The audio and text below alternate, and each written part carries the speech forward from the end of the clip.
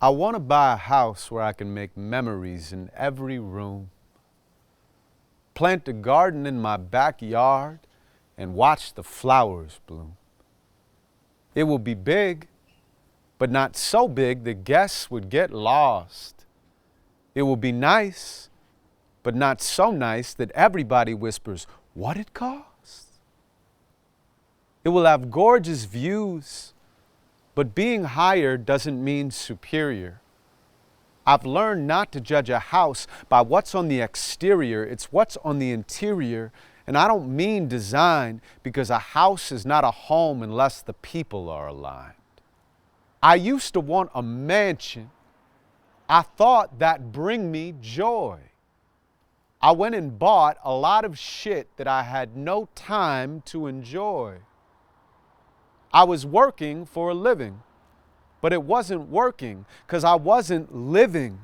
And a life without living is unfulfilling, filling up the empty space with all the things that I was getting, yet I could never get enough or give enough to be enough. And that was constantly upsetting.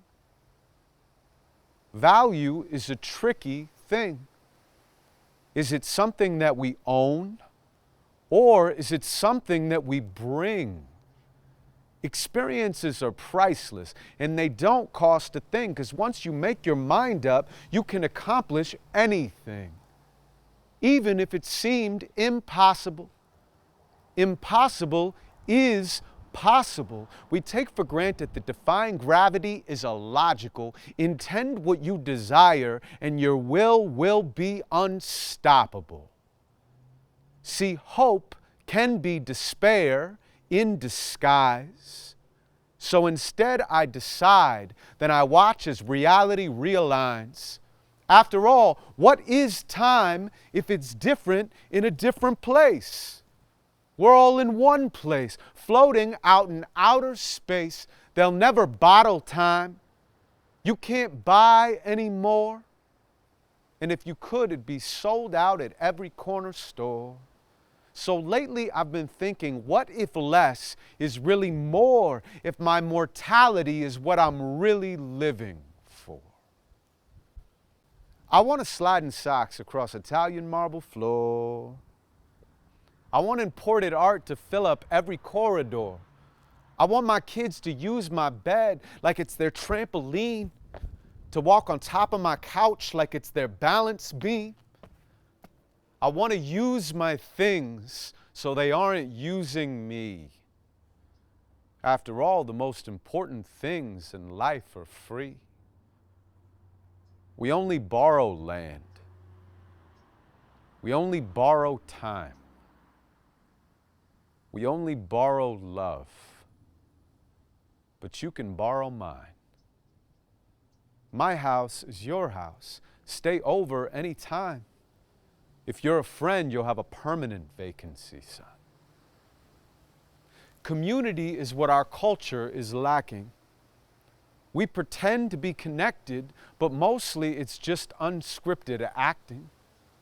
We isolate ourselves and hide from our emotions, then pack our schedules as an excuse to stay in motion. I'm living by the beach, and yet I never see the ocean because it's always out of reach in the midst of my commotion. God forbid I'd have to sit alone without distraction. It's hard to notice thoughts when I'm constantly in action. No matter what your status is, that isn't satisfaction.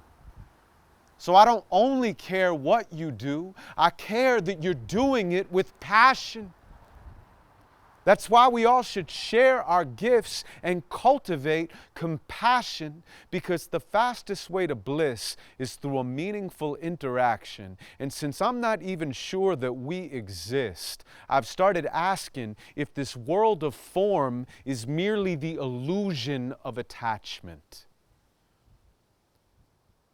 If I could let it all go, my roof would be the stars.